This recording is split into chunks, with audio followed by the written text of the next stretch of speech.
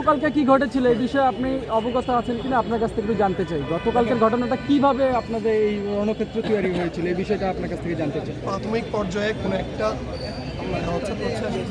শিক্ষার্থী যে বিদ্যালয় রয়েছে তাদের ভর্তি কার্যক্রম কী হবে, তাদের সংখ্যা কী হবে, তাদের ফি কী হবে, এটা নিয়ে ঢাকা ইউনিভার্সিটির সম্মানিত প্রভিসি যিনি এখন মামুন স্যার, তিনি আসলে আমার কাছে স্যার বলতে মন চাচ্ছে না, কারণ তিনি আমাদের যে আচরণ করেছেন স্যার বলার যোগ্য তিনি হবে না হতো। তাকে তার যে দাবিগুলো ছিল আমরা পেশ করতে গিয়েছিলাম, বাট তিনি যে ধরনের সরেছেন মনোভাব পোষণ করেছেন, যে ধরনের কথা উচ্চবাক্য করেছেন, এটা আমাদের অনেক ভাবায়। পরবর্তীতে আসলে সাধারণ শিক্ষার্থীরা যখন ক্যাম্পাসে ফিরে আসে এবং এর প্রতিবাদ হিসাবে তার অপসারণ চায় এবং তার পদত্যাগ দাবি করে, এরপর প্রেক্ষিতে কিন্তু আমরা কি দেখেছেন যে লং মার্চটা আসলে আপনার ঢাকা ইউনিভার্সিটি প্রভিসি ভাষা কোথাও ছিল, বাট আমরা কিন্তু ঢাকা ইউনিভার্সিটির ক্যাম্পাসে ঢুকি নাই, আমরা ঢাকা ইউনিভার্সিটির বাইরে ছিলাম, বাট উস্কানি দিয়েছিল ঢাকা ইউনিভার্সিটির শিক্ষার্থীরা, তারা আমাদের উপর আক্রমণ করেছে। এরকম হওয়া উচিত ছিল না, কিন্তু আমাদের দাবিগুলো যৌক্তিক ছিল।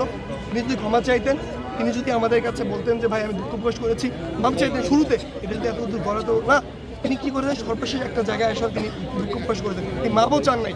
এবং সবচেয়ে কনসার্নের বিষয় ভাই এটা, রাষ্ট্র ঢাকা ইউনিভার্সিটি সাধারণ শিক্ষার্থীদেরকে আবার নতুনভাবে ঠেলে দিচ্ছে। মূল দাবি হচ্ছে আপনি ঢাকা ইউনিভার্সিটি প্রভিসি থেকে পদত্যাগ করতে হবে।